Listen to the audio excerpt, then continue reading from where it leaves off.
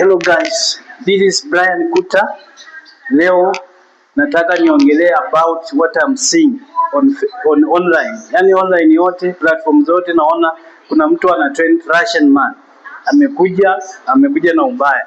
Niko kuna rafiki yangu, wacha akuje na ajiintroduce, atuambie kama yeye pia anaona haya mambo ama ni mimi tu.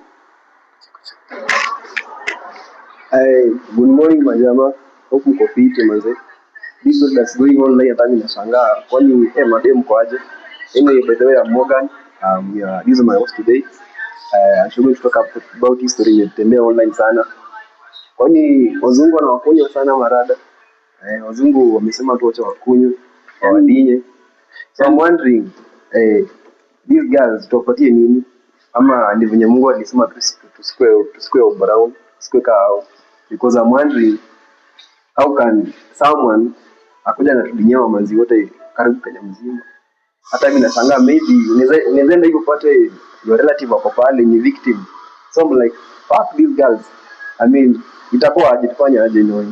Because hii mambo si mzuri anyway, and nasema aje girls, yani mtu anakuja kwa siku tu kwa seconds tu amekuchukulia bibi ambao ulikuwa umekaa naye muda, labda umemtrust, lakini mtu anakuja tu nasema I'm from Russia.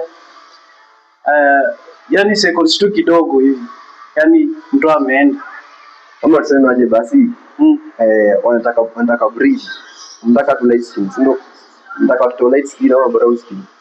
Anyway, si mbaya, but thanks for your time, and saya tuamini pale comment section bana, tutaangalia kwa mzee tuone mtu afika aje, tusaidiane manze. Mento, ndio. Sasa hivi ndio tunapoombe basi. These guys no. Niko na huyu rafiki yangu, tutakuwa mkikubali tutakuwa tukikuwa naye hapa hivi online. So mimi nashindwa na wanawake. Yani ama mtaki wanaume wa Afrika, hadi kuna mtu alitoka na gari ya bwanake ili aenda aone a Russian guy. Hey! Kweli mapenzi yani siamini. Nafaa huyo jamaa anaitwa Andrew Kibe aite men's conference mbio. Hey, tumaibika sana kama hichi.